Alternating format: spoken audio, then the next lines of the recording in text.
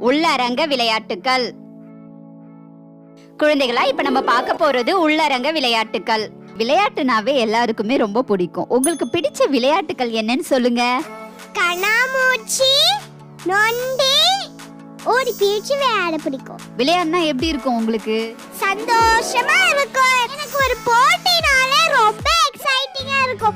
அந்த போட்டியில நான் ஜெயிச்சாலும் ஜெயிக்கனாலும் எனக்கு ரொம்ப பிடிக்கும். அது பத்தி நான் ஹாப்பியா ஃபீல் பண்ணுவேன். ஓ, ரொம்ப அழகா சொன்னீங்க. விளையாட்டுனாலே போட்டி இருக்கும் இல்ல? இதன் மூலமா வெற்றியும் தோல்வியும் ரெண்டுமே சமம்னு புரிஞ்சுக்க முடியும். இப்ப என்னென்ன உள்ளரங்க விளையாட்டுகள் இருக்குன்னு பார்க்கலாம் மற்றும் அதன் மூலமா நமக்கு கிடைக்கும் பயன்களையும் தெரிஞ்சுக்கலாம். வாங்க. சதுரங்கம். சதுரங்கம்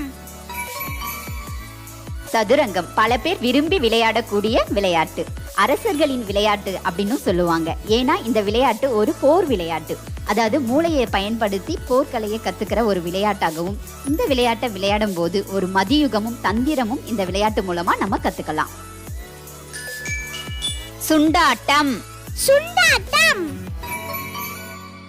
சுண்டாட்டம் இந்த விளையாட்டும் திறமையை வளர்க்கக்கூடிய ஒரு விளையாட்டு தான். இதன் மூலமா விரல்கள் வலுவடையும், உன்னிப்பா கவனிக்கும் ஆற்றலும் நமக்கு கிடைக்கும். பரமபதம். பரமபதம் பரமபதம் இந்த விளையாட்டை விளையாடக்கூடிய குழந்தைகள் ஏற்ற இறக்கத்தை கத்துப்பாங்க. அதாவது வெற்றி தோல்வியை சமமா எடுத்துப்பாங்க. தாயம். தாயம் தாயம் விளையாட்டை விளையாடக்கூடிய குழந்தைகளுக்கு நுண்ணிய அறிவு திறனும் எதிரி காய்களை வெட்டும் போது சிந்திக்கும் திறனும் அதிகமாகுது. கணித அறிவு வளர்வதற்கும் தாய விளையாட்டு உறுதுணையா இருக்கு.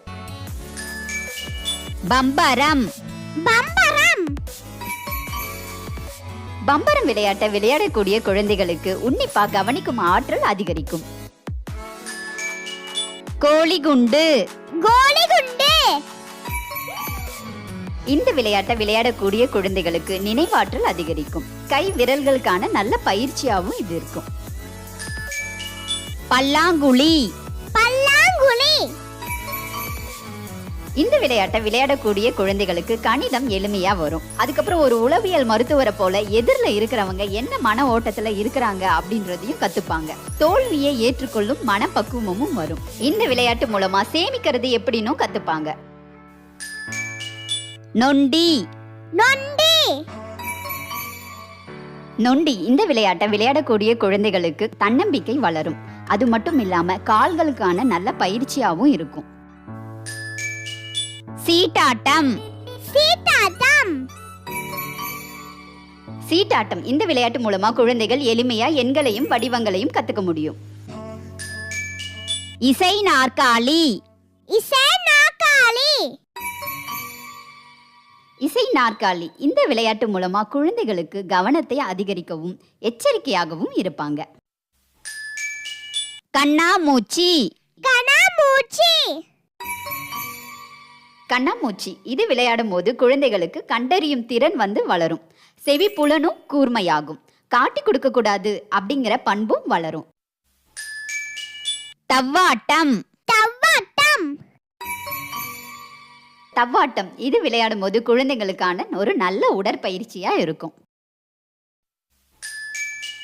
தட்டாங்கல். தட்டாங்கல் இந்த விளையாட்டு விளையாடும் போது குழந்தைகளுக்கு பிடிக்கும் திறன் அதிகமாகும். கைகளுக்கான நல்ல பயிற்சியாகவும் இருக்கும். ஊஞ்சல். ஊஞ்சல் ஊஞ்சல் ஆடும்போது குழந்தைகள் ரொம்பவும் சுறுசுறுப்பாகவும் ரொம்ப மகிழ்ச்சியாகவும் இருப்பாங்க. இதன் மூலமா எதிர்மறை எண்ணங்கள் இருந்தால் அது மறைஞ்சி நேர்மறை எண்ணங்கள் தோன்றும். எதிர்காலத்தில் பற்றின வளமான எண்ணங்களும் அவங்களுக்கு தோன்றும். பவுலிங். பவுலிங் பவுலிங் இது கைகளுக்கான ஒரு நல்ல உடற்பயிற்சியா இருக்கும். அது மட்டும் இல்லாம இலக்கை அடைதல் எப்படி அப்படிங்கிறதையும் தெரிஞ்சுப்பாங்க. மேசை பந்து. மேசை பந்து மேசை பந்து இதை விளையாடக்கூடிய குழந்தைகள் ரொம்பவும் கவனமா இருப்பாங்க, விழிப்பா இருப்பாங்க, ரொம்பவும் சுறுசுறுப்பா இருப்பாங்க. கைகளுக்கான நல்ல உடற்பயிற்சியாகவும் இது இருக்கும். இறகு பந்தாட்டம். இறகு பந்தாட்டம் இறகு பந்தாட்டம். இந்த விளையாட்டை விளையாடக்கூடிய குழந்தைகள் ரொம்பவும் சுறுசுறுப்பாகவும் கவனமாகவும் இருப்பாங்க. இது கை கால்களுக்கான நல்ல உடற்பயிற்சியாகவும் இருக்கும். இதில் உள்ள எல்லா விளையாட்டையும் நீங்கள் மறக்காமல் விளையாடி பாருங்க. சுறுசுறுப்பாக ஆரோக்கியமாக இருங்க. குட்டீஸ், இந்த வீடியோ உங்களுக்கு பிடிச்சிருந்தா வீடியோவுக்கு லைக் பண்ணுங்கள் அண்ட் சேனலையும் மறக்காமல் சப்ஸ்கிரைப் பண்ணிக்கோங்க. அடுத்த வீடியோவில் சந்திக்கலாம். டாடா, பாய்.